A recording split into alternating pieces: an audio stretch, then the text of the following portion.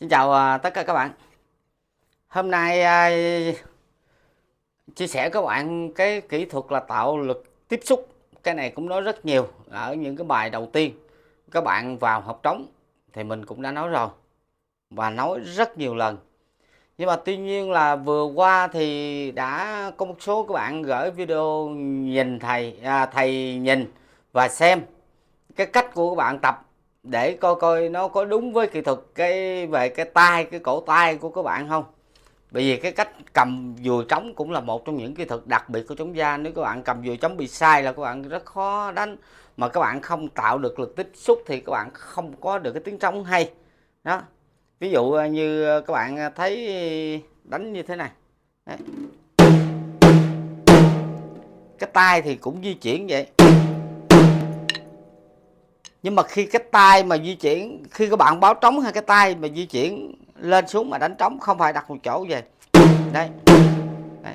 Các bạn thấy đưa lên cao vậy, cứ đập xuống này khi mà nó cũng văng cái dùi ra ở cái mức này ha. Chứ không có nghĩa là như vậy. Bởi vì các bạn đôi khi các bạn bị sai là sai như thế này. Các bạn cầm cứng như thế này, rồi các bạn bỏ phế cho cái cánh tay này, các bạn gặt như thế này, các bạn tập vậy, rồi các bạn đánh trống như vậy. Đây, ví dụ vậy. Đây. Không phải đâu các bạn. Các bạn vẫn đưa tay lên, cái cánh tay này vẫn di chuyển, nhưng mà cái lực tiếp xúc vào mặt trống nó có kết hợp của cổ tay này và ba cái ngón tay này. Nói như vậy thì không có nghĩa rằng các bạn để nguyên như vậy, các bạn bóp ba ngón tay lại. Đây là trường hợp như vậy nè, các bạn bóp ba ngón tay lại rõ ràng. Đấy. Các bạn bóp như vậy nè, không phải. Nó cũng chuyển động nha các bạn, nó cũng có chuyển động đó. Nó cũng có chuyển động. Nhưng mà các bạn đâu có thấy nó chuyển động gì đâu, nó vẫn ốp lại giữ thân dùi. Và đặc biệt là ngay cổ tay này, khi các bạn đưa lên, ví dụ chậm cho các bạn xem nè. Đưa lên, các bạn đánh xuống, khi mà đến xuống gần đến đầu dùi tiếp xúc mặt trống thì nó có một cái lực đập từ cổ tay và kết hợp ba ngón tay. Ba cái yếu tố nó kết hợp lại một cách nhuần nhuyễn. Đây các bạn xem nè. Đây. Các bạn tập như thế này nha. Các bạn đưa tay lên ha. Các bạn nhìn kỹ cái cổ tay nha. Nếu không có cái lực tiếp xúc cái đầu dùi các bạn đánh văng ra rất xa. Đấy. Như vậy các bạn sai nè. Rồi kỹ cái cổ tay nè, cái cổ tay các bạn sai nè. Các bạn đánh xuống, các bạn giật ra. Đây là rõ ràng các bạn đánh xuống, các bạn giật ra ha. Đây. Nhỏ này vậy cho nó không có tiếng kêu cho các bạn thấy. Các bạn đánh xuống các bạn giật ra là sai. Tự động nó văng ra. Nhưng mà có lực tay các bạn kèm lại, nó mức này ha.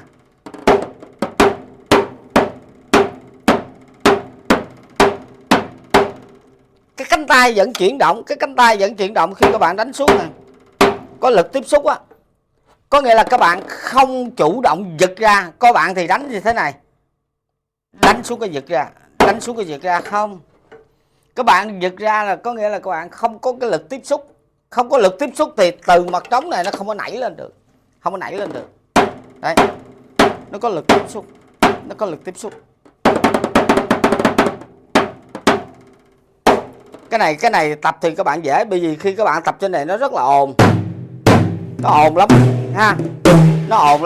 Nếu các bạn chơi một mình á thì cái này thì cái miếng này nè, các bạn cũng hạn chế tập vào cái miếng này. Bởi vì các bạn biết sao? Đây là cái cao su. Đây cao su. Có độ đàn hồi rất lớn. Khi các bạn đánh nhẹ nó cũng tưng, nó cũng văng ra nữa. Nó không có cảm giác thật. Rồi các bạn nên trang bị cái loại này nè. Cái loại này các bạn thấy nó cũng, mình mới cũng phát hiện ở trên thị trường đây các bạn. Nó như cái mặt trống nè. Đây mặt 10 hay 12 gì nè. Cái mặt trống này, mặt trống 12 các bạn ơi. 12, đây là cái mặt trống, đây là cái niền, đây là ốc vít ha. Còn bên dưới nó là một miếng gỗ, miếng dán ép mà nó có vành trống như cái thùng trống vậy, giống như cái trống thế này nhưng mà nó ngắn lại vừa đủ để bắt ốc vít. Đấy, nó cũng là cái vành, cũng là cái mặt trống. Như vậy nó là như cái trống thật. Vấn đề là nó không có thùng rỗng để nó kêu to thôi. Đấy, các bạn nhà điều kiện mà khó khăn, thí dụ ở chung cư rồi đó, ở chung cư rồi sợ ồn á, các bạn ra ngoài tập ha, các bạn tập vậy nó không kêu ha. Cái ốc vít này các bạn có thể là tăng đưa nha, có cái phá trống nó tăng đưa cần thiết theo ý muốn của các bạn. Nếu mà tăng đưa lên siết cứng cao nữa cũng được, ha, thấp gì đó tùy theo ý của các bạn. Cái này không phải là tập tay không, các bạn tập điệu trống không cũng được, chứ đâu phải tập tiết tấu thô sơ khô cứng.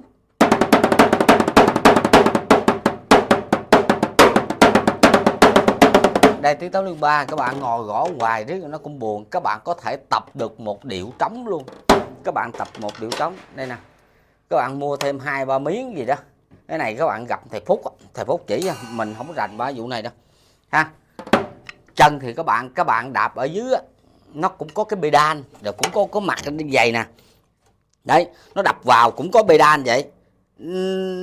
Nó chịu thế này nè, cái pedal để đây các bạn đạp là cái búa nó đập vào giống như bộ trống thật. Có nhiều các bạn hỏi một câu hỏi mà mình cảm thấy mà mình buồn chưa trả lời cho các bạn, hôm nay mới mạnh dạn trả lời cho các bạn. Các bạn hỏi một câu buồn như vậy nè, mình hơi chạnh lòng. Các bạn hỏi thầy ơi, em không có điều kiện mua dàn trống, bây giờ em học trống mà không có dàn trống được hay không? Xin nói với các bạn là được nha, xin nói với các bạn là được. Đây là cái trống rồi nè, đây là cái trống rồi.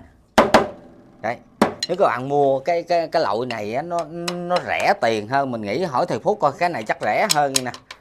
Lát mình cho số điện thoại của thầy Phúc. Cái này nó sẽ rẻ hơn, mình nghĩ rẻ hơn, nó thô sơ rẻ hơn, mà cái này chắc cái đắt hơn mà không có nhiêu đâu. Thầy Phúc thì chuyên gia là cung cấp các dụng cụ tập luyện cho học sinh đó. Các bạn mua cái trống này ha. Cần thiết 2 cái nữa, một cái nó pedal đó ở dưới á, nó chỉ có vài trăm ngàn thôi, nó không có nhiều đâu, rồi các bạn tập ha. Ví dụ như cái đây hi-hat nha, mình ví dụ nha tập đi tắt, tập đi tắt, nghỉ tập, nghỉ tắt, tập đi tắt, tập đi tắt, tập đấy, tập đi chát đi, tập đi chát đi, tập đi chát đi, tập. Các bạn tập điệu disco, slow rock, tập 1 2 tắt nghỉ, tập 1 2 tắt nghỉ, tập 1 2 tắt nghỉ, tập. Hôm nay là giải quyết cho các bạn cái điều đó rồi, tại mình thấy là hiện tại bây giờ có cái loại này, đã có cái loại này rồi, thì hôm nay mới thẳng thừng là trả lời thật cho các bạn là có. Nếu như các bạn không có điều kiện mua một cái bộ trống thì các bạn mua cái này, các bạn tập trước, sau khi mà các bạn có tiền các bạn mua sau cũng được. Xin nói với các bạn là hiện tại bây giờ rải rác ở các vùng sâu vùng xa trên cả nước Việt Nam này, có nhiều bạn rất thích trống, mê trống, nhưng mà không đủ điều kiện tiền để mua một bộ trống, là cái điều đó có thật và rất là nhiều. Các bạn hãy mua một cái miếng này đấy, với mua một cái trống này, hay cái gì 1-2 cái, các bạn hỏi thầy Phúc coi cần cái gì để nguyên giống như một cái dàn trống để các bạn tập, mà nó rất là rẻ tiền.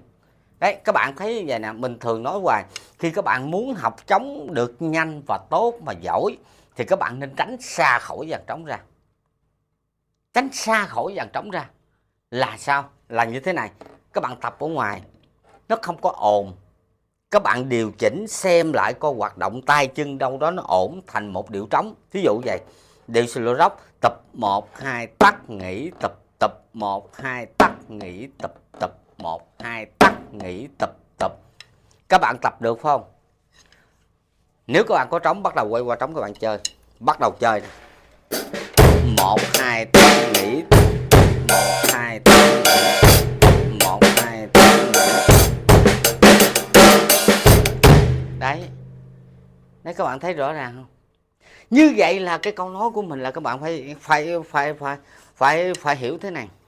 Dàn trống của bạn là để chơi chứ không phải để tập. Cũng có nhiều bạn nói rằng thầy nói một câu rất vô lý.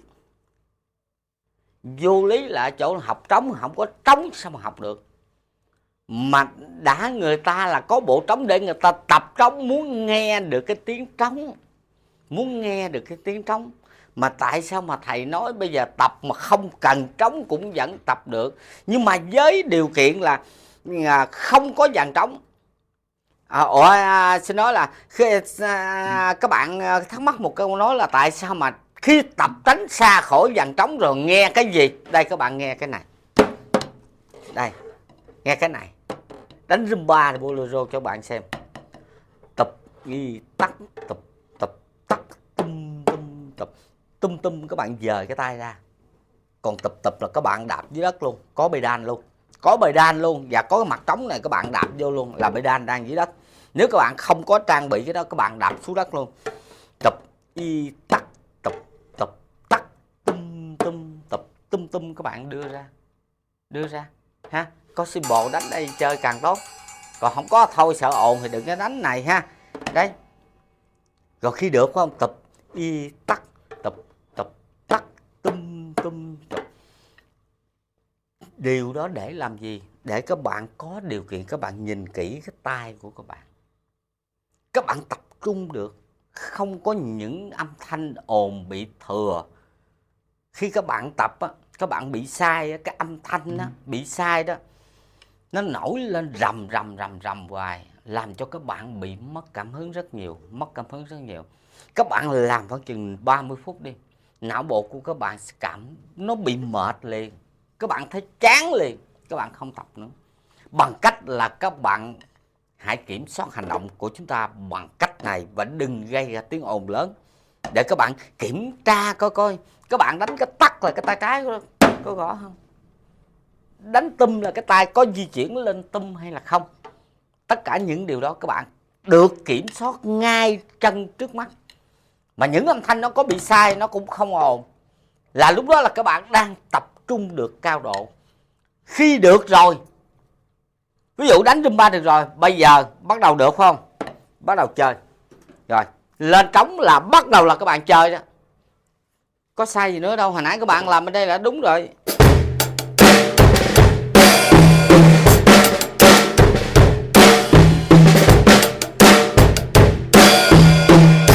Đấy. Bây giờ ví dụ như bây giờ đánh sai nè.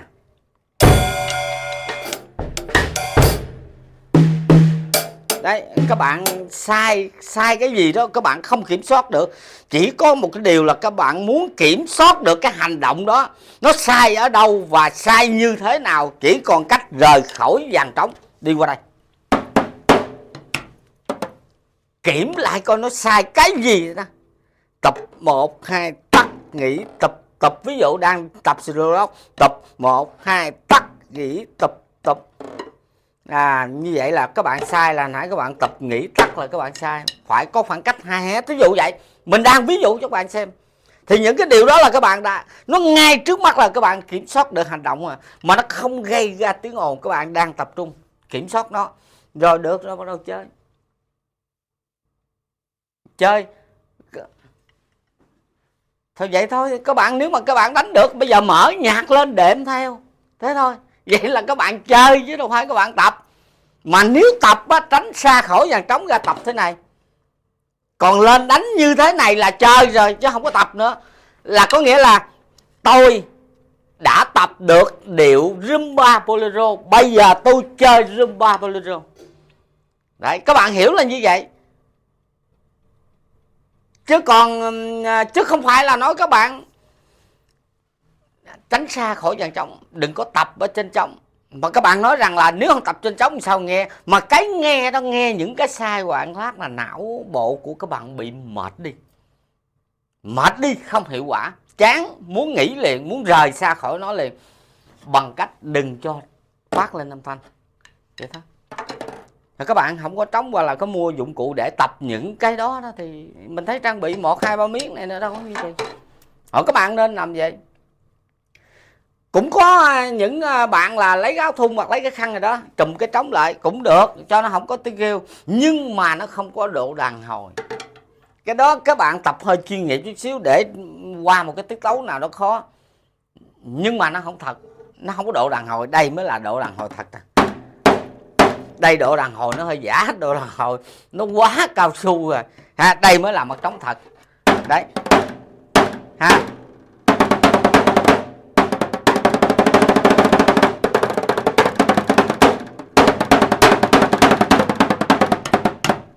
Đấy, các bạn nên trang bị cái này, nó thật hơn, nó thật hơn.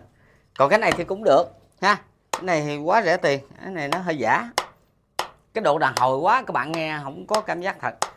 Có nhiều bạn hỏi là các bạn thường hỏi thầy ơi em mới tập thì mới chơi thì mua bộ trống khoảng bao nhiêu tiền, mua bộ trống khoảng bao nhiêu tiền. Thì nói thật với các bạn, mình không phải là chuyên về công tác biểu diễn, không chuyên về công tác biểu diễn.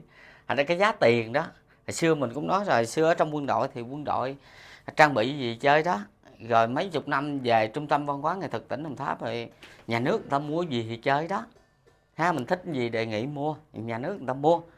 Còn bây giờ á thì tự mua, nhưng mà không phải lĩnh vực biểu diễn thì giá cả thì không có biết, và cái nào nên như thế nào. Nói thật lĩnh vực đó mình rất là dở. Các bạn nên gặp thầy Phúc nè, Facebook nè, Facebook Khang Lâm.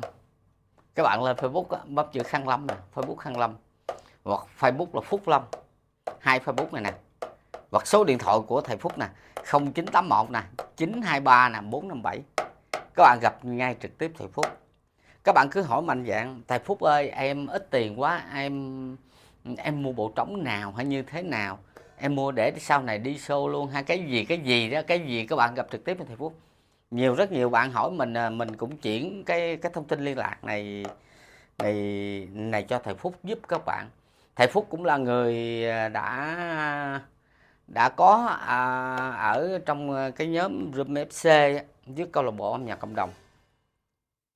Thầy Phúc thì sẽ tư vấn nhiệt tình cho các bạn nên mua cái gì và nên mua làm sao ha, là như thế nào để các bạn chụp hình lại. Các bạn muốn cần cái gì, mua cái gì để trang bị cái gì như thế nào, mới tập như thế nào và cần dụng cụ gì, các bạn gặp ngay thầy Phúc luôn. Thôi được rồi, chào các bạn, chúng ta gặp lại video sau.